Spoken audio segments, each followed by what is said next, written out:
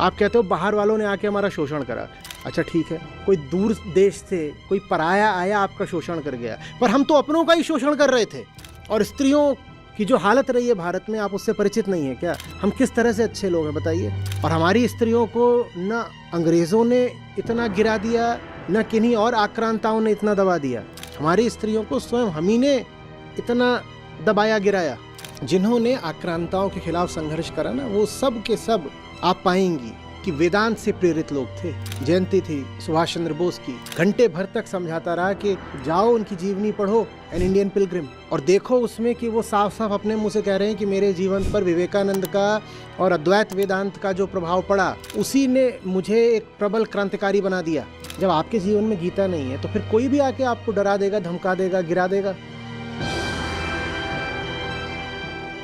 नमस्कार आचार्य विशान जी।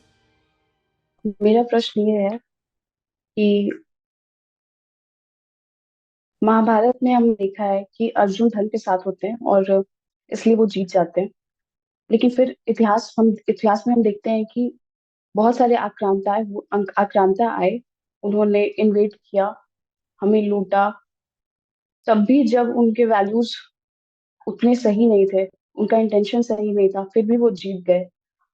और हम जो धर्म के साथ थे, जैसे महाराणा प्रताप, फिर भी हम हार गए। हमारे वैल्यूज राइट प्लेस पे थे, हम धर्म के साथ थे, फिर भी हम हार गए।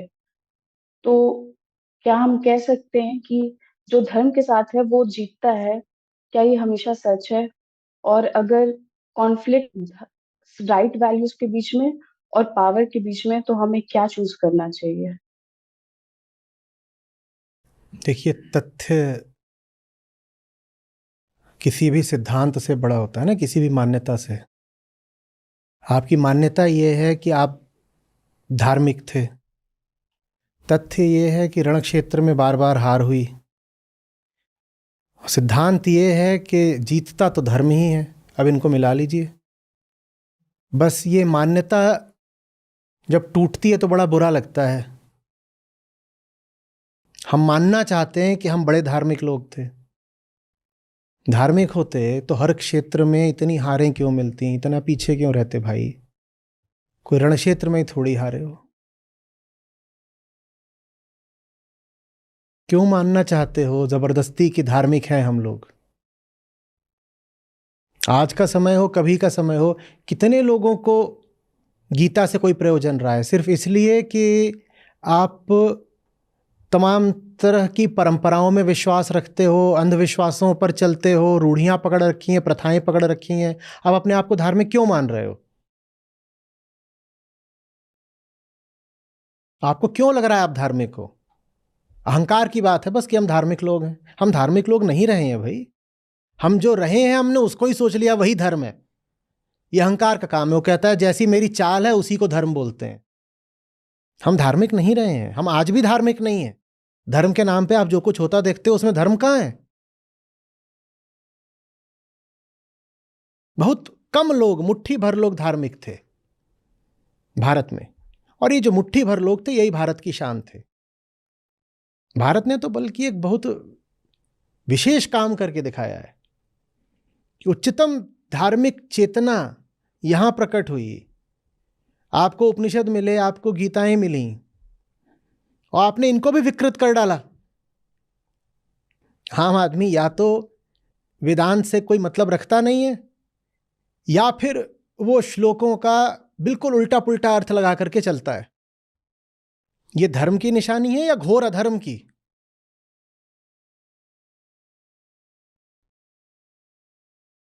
आज भी किसी से पूछो कि तुम ये जो कर रहे हो, ये करने को गीता में श्री कृष्ण को बोलते हैं, तो जवाब ये आता है सब कुछ गीता के हिसाब से थोड़ी चलेगा।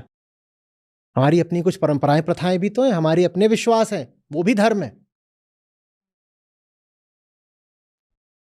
वो भी धर्म है। धार्मिक होने के लक्षण क्या होते हैं आप बताइए? आम आदमी को आप कैसे जानते हो कि वो धार्मिक है? किसको बोल देते हो धार्मिक किस्म का आदमी है?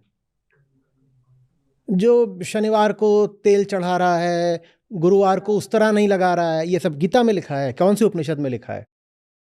और अगर ये सब करने को हम धर्म बोलते हैं तो बताओ हम धार्मिक हैं क्या? आप जो कुछ धर्म के नाम पे कर रहे हो उसमें कहीं कोई धर्म नहीं है। और यही वजह रही है अतीत में भी हमारी दुर्दशा की, और आज भी जो हमारी दुर्दशा है तमाम तरीके से, उसकी भी यही वजह है, हम धार्मिक लोग नहीं हैं। ये गुरूर छोड़ दीजिए कि भारत माने धर्म।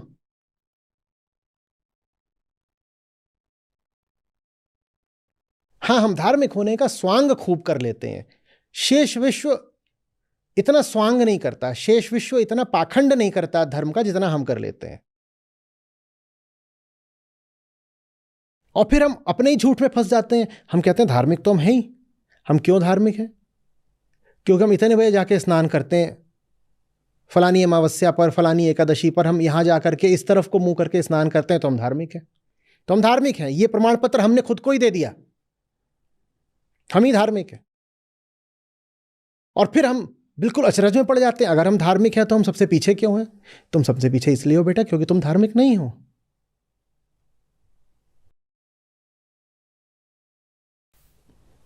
मुट्ठी भर अंग्रेज आते हैं ऐसे समय में जब न बिजली थी, न ऊर्जा के कोई अन्य विकसित साधन। और कहां से आते हैं सोचिए, पिद्दी से 4 द्वीप, वहां से, यूरोप के भी उस हिस्से से नहीं जो एशिया से लगा हुआ है, सुदूर उत्तर पूर्व यूरोप से, उत्तर पश्चिम, वहां से जहाजों में बैठ बैठ के आ रहे हैं। आपकी आबादी उनसे 10 गुने से भी ज्यादा। और आबादी तो खैर महत्व भी नहीं रखती, वो आए ही कुल कितने थे, जहाजों में भर के आए थे, तो सोचो कुल कितने आए होंगे। और कितने बड़े तब जहाज होते थे।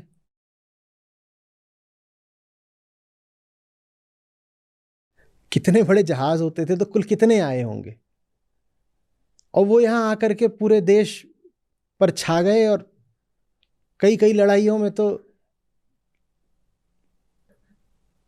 एक अंग्रेज के सामने 10 भारतीय हैं जैसे प्लासी, और तब भी आप लड़ाई हार रहे हो। धर्म तो बल देता है, ये बल की निशानी है। हम धार्मिक नहीं हैं। और धार्मिक होने की दिशा में पहला कदम यह होगा कि हम सबसे पहले स्वीकार करें कि हम धार्मिक नहीं हैं। जिस क्षण आप ये मानना शुरू कर देते हो आपके जीवन में धर्म नहीं है, धर्म आना शुरू हो जाता है। और झूठ मूठ ही धार्मिक होने का स्वयं को ही खिताब दिए रहोगे तो फिर धार्मिक कभी नहीं हो पाओगे।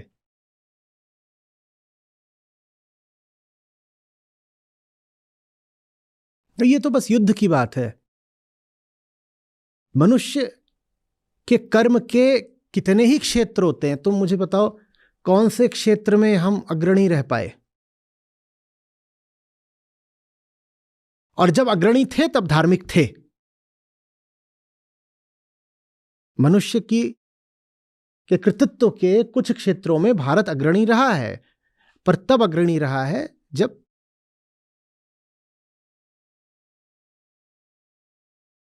भारत में दर्शन का पतन और सत्ता का पतन बिल्कुल साथ साथ चले हैं। अभी कुछ दिन पहले मैंने कहा था ना, जब दर्शन गिरता है तब देश गिरता है। आविष्कार,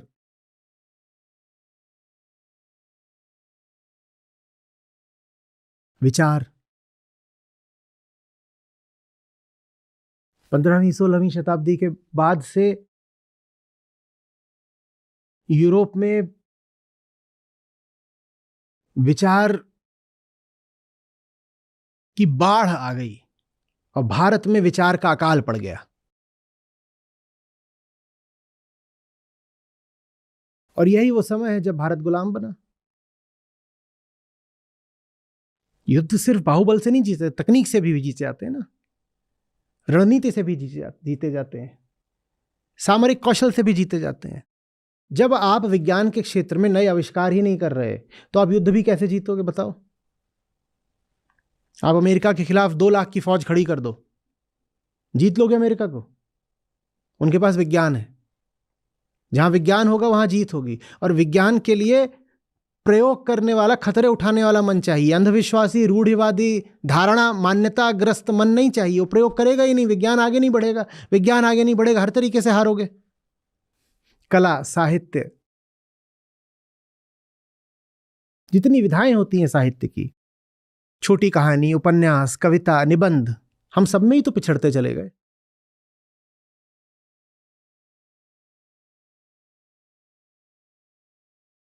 और अभी भी गुरूर हम में पूरा है। हम ये मानते नहीं हैं कि दर्शन के पतन के कारण ही हमारी दुर्दशा हुई है। हम आज भी अपने आप को यही बताए रहते हैं कि हम तो बड़े अच्छे, बड़े ऊंचे लोग हैं।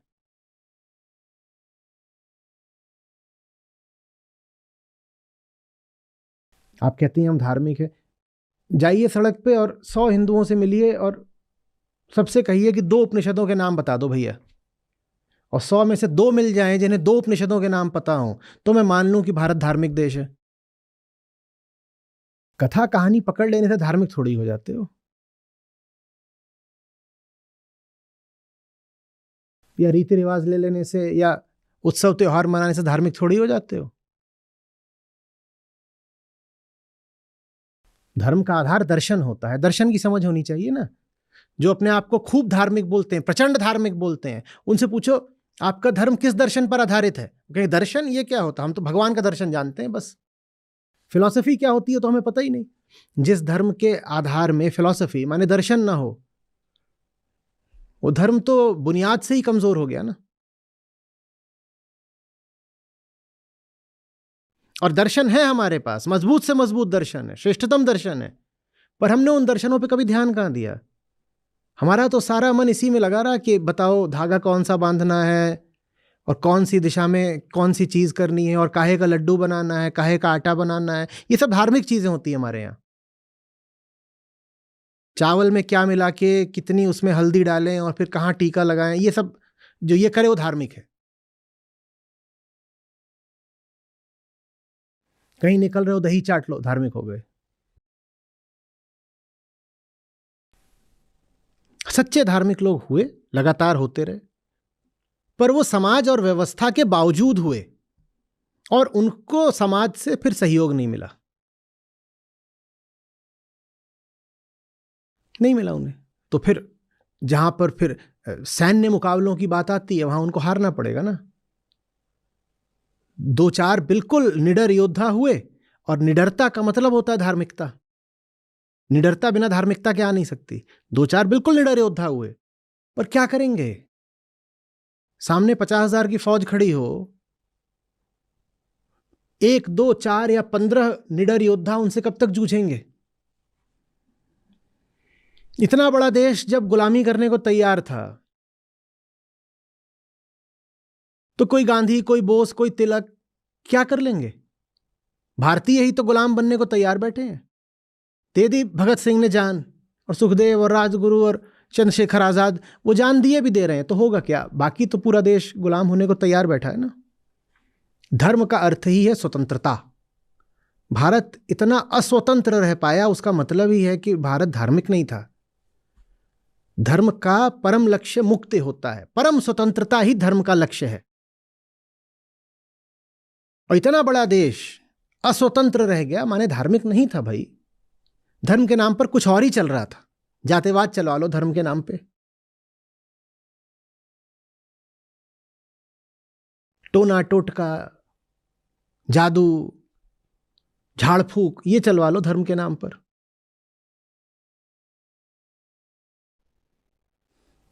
जो सच्चा धार्मिक आदमी भारत में हुआ है ना, उसने बड़ा अकेलापन अनुभव करा है। वो आम लोगों को आवाज ही देता रह गया, आओ उठो मेरा साथ दो। उसका साथ ही देने वाले लोग नहीं थे। भगत सिंह ने जानते बूझते फांसी का फंदा चुना ताकि कुछ सोए हुए भारतीय जगें, उठें। बोले उसके बिना तो ये उठ ही नहीं रहे, हम चाहे कितने भी बम फोड़ लें असेंबली में, उठने से रहे। ऐसी गहरी नींद सो रहे हैं कि बम का धमाका भी नहीं उठाता। बोले चलो मैं जान ही दिए देता हूं, शायद कुछ भारतीय उठें। पर भारतीय तो झूठी धार्मिकता की गहरी नींद बल्कि गहरी बेहोशी में थे, वो उठे ही नहीं। झूठे धर्म से ज्यादा गहरी बेहोशी किसी चीज की नहीं होती। वो बेहोशी तब भी थी, वो बेहोशी आज भी है।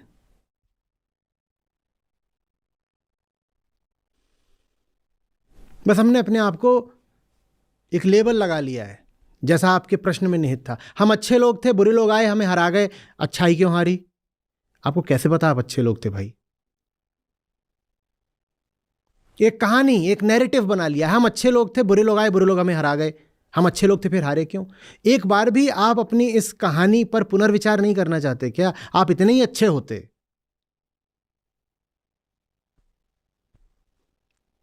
दुनिया में कोई देश रहा है जिसने अपने ही आधे से ज्यादा लोगों को दमित दलित बना दिया हो, अस्पृश्य बना दिया हो? कोई रहा है?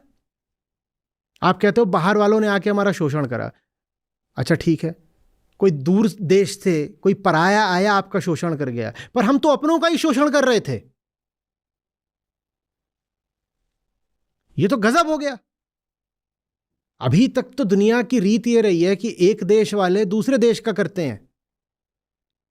यहां तो हम अपने ही देशवासियों का, अपने ही धर्म बंधुओं का शोषण कर रहे थे। हम अच्छे लोग थे? कैसे अच्छे लोग थे बताइए? और महिलाओं की जो स्थिति रही आप नहीं जानती क्या? हम किस हिसाब से धार्मिक लोग थे? धर्म तो कहता है कि शरीर पीछे की बात है, स्त्री पुरुष एक है, चेतना है दोनों, जिस चेतना को शुद्ध होकर आत्मा होना है। और स्त्रियों की जो हालत रही है भारत में, आप उससे परिचित नहीं है क्या? हम किस तरह से अच्छे लोग हैं बताइए? आज भी दुनिया में अगर रैंकिंग करी जाए कि किस देश में स्त्रियों को कितने अवसर हैं और कितने बल हैं और उनकी कितनी शिक्षा है, तो उसमें भारत का स्थान बहुत नीचे आता है आज भी। और हमारी स्त्रियों को न अंग्रेजों ने इतना गिरा दिया, न किन्हीं और आक्रांताओं ने इतना दबा दिया। हमारी स्त्रियों को स्वयं हम ही ने इतना दबाया गिराया। हम किस हिसाब से धार्मिक लोग हैं? लिंग के आधार पे भेदभाव हम करें, जन्म जाति के आधार पे भेदभाव हम करें, और भेदभाव मात्र नहीं, शोषण। और फिर हम कहें हम अच्छे लोग हैं, धार्मिक लोग हैं। कैसे? शिक्षा को महत्व हम नहीं दे रहे, ज्ञान को महत्व हम नहीं दे रहे।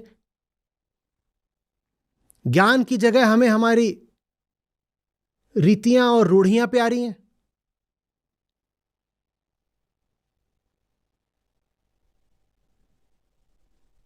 और पीछे जो हुआ सो हुआ, आगे भी वही दुर्दशा ना हो, इसलिए जगिए, उठिए, सच्चे अर्थ में धार्मिक बनिए। जिन्होंने आक्रांताओं के खिलाफ संघर्ष करा ना, वो सब के सब आप पाएंगी कि वेदांत से प्रेरित लोग थे। अभी उस दिन मैं, जयंती थी सुभाष चंद्र बोस की, घंटे भर तक समझाता रहा कि जाओ उनकी जीवनी पढ़ो, एन इंडियन पिलग्रिम, और देखो उसमें कि वो साफ साफ अपने मुंह से कह रहे हैं कि मेरे जीवन पर विवेकानंद का और अद्वैत वेदांत का जो प्रभाव पड़ा, उसी ने मुझे एक प्रबल क्रांतिकारी बना दिया।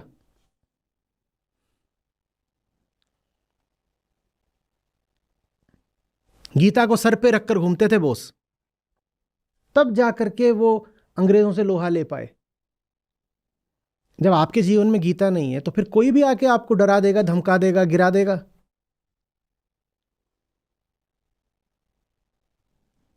वही बात विवेकानंद पर लागू होती है, वही बात न जाने कितने अन्य क्रांतिकारियों पर। कितने ही थे क्रांतिकारी, उनको बुलाया जा रहा है, फांसी है। वो उस वक्त गीता पढ़ रहे थे, बोले रुको 1 मिनट, अध्याय पूरा कर लूं, आ रहा हूं। जरा भी डर नहीं, कुछ कांप नहीं रहे।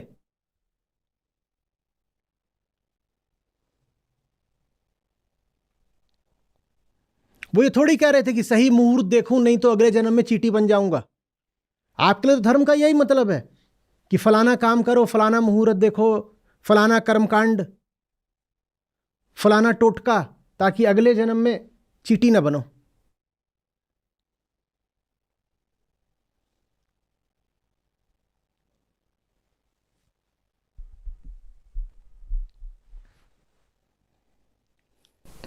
अगर आप किसी व्यक्ति को कमजोर देखें, डरा हुआ देखें, आक्रामक देखें या हिंसक देखें तो जान लीजिएगा वो धार्मिक तो नहीं है।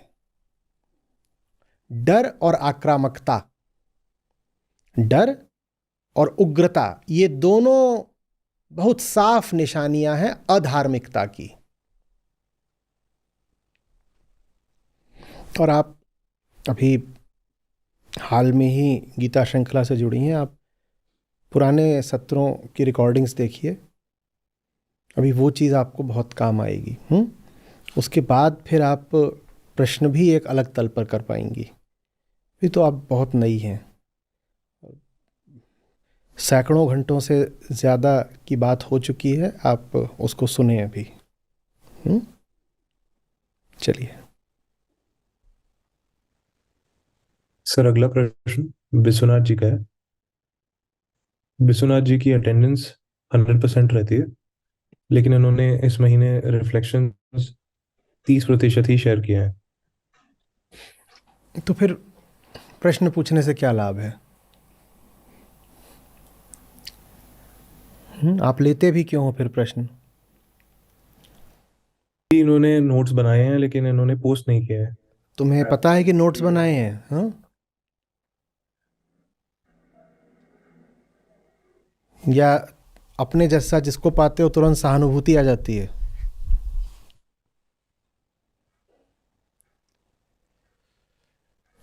देखिए, मुझसे प्रश्न पूछ करके कैसे लाभ हो सकता है? अगर मेरे कहे कि आप कद्र नहीं करते तो मेरे उत्तर की भी आप कैसे कद्र करोगे? और कद्र नहीं करोगे तो लाभ कैसे होगा?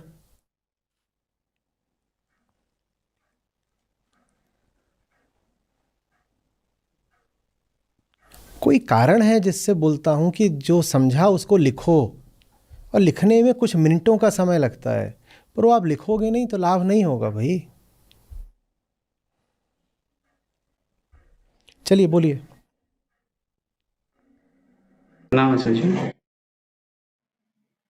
मेरा प्रश्न था कि जैसे आपने बताया कि साधु संत जो है अपने आप को जानबूझकर सबके सामने इसलिए पिटाता है ताकि उनको देखते हुए आम जनों में एक विरोध की भावना उठे। तो इसे सुनकर मुझे भगत सिंह जी की याद आई कि उन्होंने भी अपनी कुर्बानी इसलिए दी थी। तो फिर ऐसे में इनको साधु संत क्यों नहीं कहा जाता, इनको हम क्यों नहीं पूछते? कोई मना कर रहा है? कहो साधु हैं, बिल्कुल साधु हैं। कहा जाता माने क्या होता है? कहो ना, मैं क्यों नहीं कहता, आप नहीं कहते क्योंकि आप अज्ञानी हो। कहा जाता माने क्या, कोई और कहेगा तब कहोगे? ये तो चलन की भाषा में बात हो गई ना, कहा जाता। आप कह लो, आप कह लो, आप हिम्मत रखो कहने की कि हाँ मैं भगत सिंह को साधु मानता हूं, बिल्कुल कह लो, कोई गलत नहीं कहा आपने। और बहुत सारे जो साधु बनकर घूम रहे हैं वो नहीं है साधु, पर हम तो भेष पर ज्यादा ध्यान देते हैं ना। भगत सिंह का भेष नहीं है साधु जैसा, ऊपर से खुला बोलते थे मैं तो नास्तिक हूं, तो हमें पचेगा ही नहीं कि एक आदमी जो स्वयं को नास्तिक बोलता था वो साधु कैसे हो सकता है। पर भगत सिंह वास्तविक अर्थों में साधु हैं, और ये सब साधु जो अपने आप को आस्तिक बोलते हैं और हरि हरि करते घूमते हैं, ये थोड़े ही साधु हैं। उनमें से कुछ हो सकते हैं।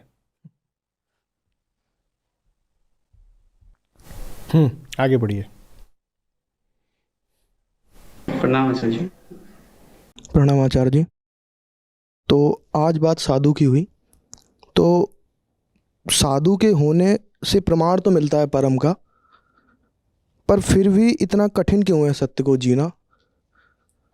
और कभी कभी या अधिकतर ही साधु अपनी बलि भी दे देता है, ये हमने देखा है। भगत सिंह हों या और भी लोग हों, फिर भी हम वैसे के वैसे ही क्यों रह जाते हैं? कि हम उसकी बलि को भी स्वार्थ का कोई कृत्य समझ लेते हैं ना। चाहता होगा इसलिए, कोई मर भी जाए तो हम कहेंगे अच्छा इतिहास में अमर होना चाहते थे इसलिए मरे हैं। हम चूंकि स्वार्थ के पुतले हैं, इसीलिए कोई कुछ भी कर ले हम उसमें उसका स्वार्थ ढूंढ लेते हैं। कोई अधिक से अधिक यही तो कर सकता है, अपनी जान दे दे। पर अगर जान देने में भी तुम ये स्वार्थ ढूंढ निकालो कि जरूर इसने इतिहास में अंकित होने के लिए अपनी जान दी है, तो फिर कोई क्या करे? तो बड़ा मुश्किल होता है। फिर तब होता है जब तुम्हारे सामने मान लो उसको बड़ा बड़ी जोर का डंडा और तुम इनकार ही ना कर पाओ। सामने जो अब साक्ष्य आया है वो अकाट्य है। तुम कहो इतनी जोर का डंडा एक बार मुझे पड़ा था, मैंने तो नहीं झेला था, ये क्यों झेल गया? हम पूरी कोशिश करेंगे जो बिल्कुल सीधी बात है उस पर आने से, उस निष्कर्ष से बचने की। तो हमें फिर बहुत सीधे और ठोस और अकाट्य प्रमाण चाहिए होते हैं। तो अकाट्य प्रमाण फिर वही होता है कि तुम्हारे सामने खून बहा रहा है तो तुमको यार कितना भी फरेबी हो, कोई खून तो नहीं बहाता, खून बहा रहा है तो शायद कोई बात होगी। बड़ी मेहनत करनी पड़ती है, फिर कुछ इतना भारी प्रमाण लाके देना पड़ता है कि आप इनकार कर ही ना पाओ, इतना बड़ा सबूत देना पड़ता है। छोटे मोटे सबूतों में तो हम कह देते हैं अरे स्वार्थ होगा, स्वार्थ होगा। अगर आसानी से मान लोगे कि उसका कोई स्वार्थ नहीं है तो जियोगे कैसे? तुम कहोगे वो बिना स्वार्थ के भी जी रहा है, मैं बिना स्वार्थ के एक सांस नहीं ले पाता, तो मैं आदमी कैसा हूं? बड़े अपमान की बात होगी ना। दूसरी बात अनुभव की भी है। ऐसा नहीं कि हमेशा से ही सबको बुरा ही मानते आए थे, धोखा भी खाया है। जिनको अच्छा माना पता चला वो स्वार्थी थे, तो वही दूध का जला। अब किसी को अच्छा मानने से डर लगता है, पहले जिनको अच्छा माना था वो लूट के चले गए, तो कहते हो इससे अच्छा तो सुरक्षित सेफ खेलो, डिफॉल्ट ये रखो कि सब चोर है और सभी के लिए दरवाजा बंद रखो, ये मान के चलो सब चोर है, और अभी उसको प्रमाणित करने दो कि वो चोर नहीं है, और उसको फिर बड़ी मेहनत लगती है प्रमाणित करने में कि वो चोर नहीं है। वो भी प्रमाण कुछ ही लोगों तक पहुंच पाता है, बाकी तो अंत तक यही कहते रहते हैं कुछ भी हो जाएगी, नहीं था तो चोरी। मामला थोड़ा उलझा हुआ है क्योंकि ज्यादातर होते भी चोर ही हैं। तो आपको दोष भी कैसे दें?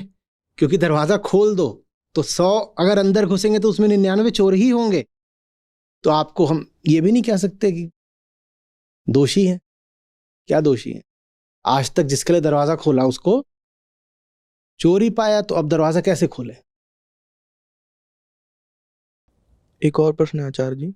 तो मैं अभी कॉलेज में हूँ, फर्स्ट ईयर में, साइकोलॉजी की स्टूडेंट हूँ।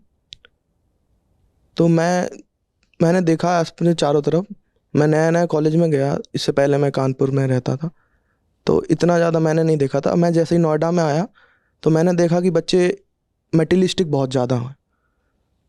तो मैं उनके साथ रहा कुछ समय और मैं भी वैसा ही होने लगा था, लेकिन कहीं ना कहीं फिर बेचैनी बढ़ी, तो फिर मैं दोबारा से आया।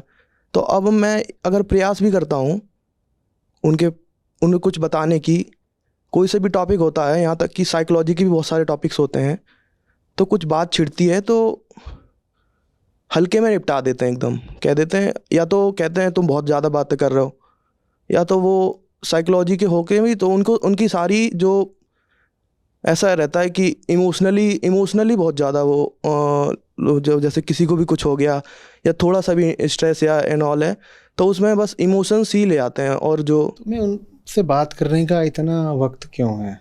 मुझे तो ज़रा भी याद नहीं कि मेरे कॉलेज में मैंने किसी से बात की हो, उसने समझाना हो। क्योंकि पहली बात तो मेरे पास बात करने का वक्त नहीं था, दूसरी बात मैं ऐसों से तो बिल्कुल ही नहीं बात करता था जो समझते ही ना हो। तुम इतनी ज़्यादा बात उनसे पता है क्यों करते हो? साइकोलॉजी के छात्र तुम हो, मैं बता देता हूँ। क्योंकि तुम्हें लगता है कि तुम ये बातें खुद से नहीं कर पाओगे अगर वो तुम्हारा समर्थन नहीं करेंगे। नहीं तो उनसे बात करने की ज़रूरत क्या है? तुम कहते हो कि अगर सब लोग मिल जाएं तो मुझे थोड़ा सहारा रहेगा, थोड़ी सुरक्षा रहेगी कि सब लोग यही बातें कर रहे हैं। अकेले ये बात करता हूं मुझे डर लगता है। तुम खुद उनके सहारे पर आश्रित हो। समझ रहे हो ना बात? तुम्हें क्यों करनी है उनसे ये बातें भाई?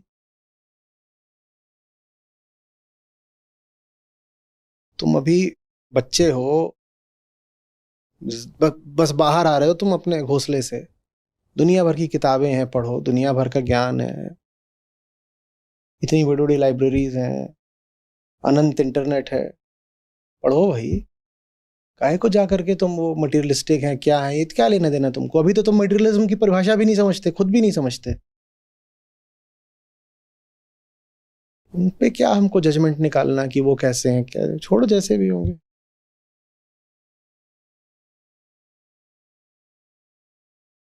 वो बाहर नहीं जन्मेंगे कहीं, आस ये अवरुद्ध करो, हरि भीतर ही प्रकटेंगे अभी, यदि स्वयं से तुम युद्ध करो। सत्य में रख श्रद्धा पार, नमित करके अहंकार, गीता की गुण करके बात, आ मुक्त हो भव बंध काट।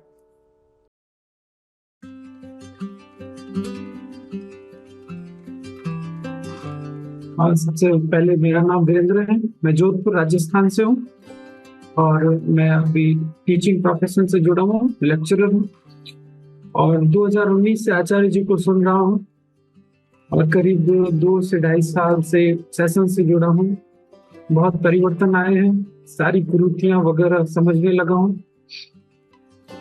और आज के जो सेशन था उसमें सबसे बड़ी चीज बताई जो मुझे लगी कि हम जो आकर्षक जब लगती है कोई चीज तो उसमें अनुभोक्ता बनते हैं, उस समय हम अपने को नहीं देख पाते क्योंकि उस समय हम भोग रहे होते हैं। तो आचार्य जी ने जो बताया कि अनुभव जितना आकर्षक होगा, अनुभोक्ता को देखना उतना ही मुश्किल होता है।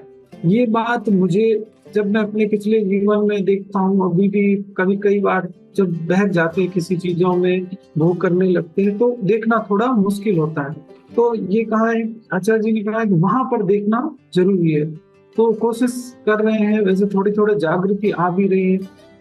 जो तिल माही तेल है, जो चकमक में आग, जो तिल माही तेल है, जो चकमक में आग, तेरा साई तुझ में है, जाग सके तो जाग रे साधो, जाग सके तो जाग। धन्यवाद।